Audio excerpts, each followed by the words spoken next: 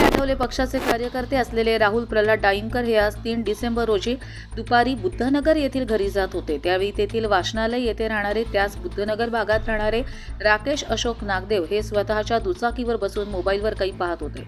राहुल डाळिंबकर हे तेथे येताच नागदेव यांनी मानेने हातवारे करत डिवचण्याचा प्रयत्न केला। या घटनेबद्दल कर्जत पोलीस ठाणे यांना दिलेल्या निवेदनात डाळिंबकर यांनी नागदेव यांना "कार्य काय झालं?" असं विचारलं। त्यावर "कुठे काय जा तू?" असं मला बोलला। यावर मी बोललो की "मी तुझ्याशी खूप पोलाइटली नम्रपणाने बोलतोय, तू पण माझ्याशी तसंच बोल" असं त्यास बोललो। त्यावर "तू घरी जा आणि तुझ्या पोरांना विचार" असं मला बोलला। त्यावर मी त्याला एकेरी भाषेत बोलू नको, नीट बोल असंही त्याला बोललो असल्याचं लेखी निवेदनात नोंद केलंय।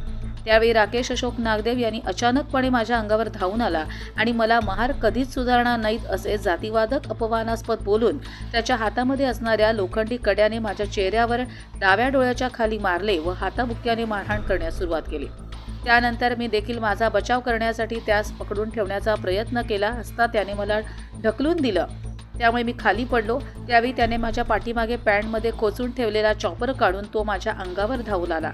त्यावेळी मी देखील त्यास "मला मार" असं म्हटलं। त्यावेळी तेथे हजर असणारे सचिन भालेराव आणि इतर यांनी राकेश नागदेव यास पकडले आणि त्यांच्या गाडीवर बसवून त्यास पोलीस ठाणे येथे घेऊन आले।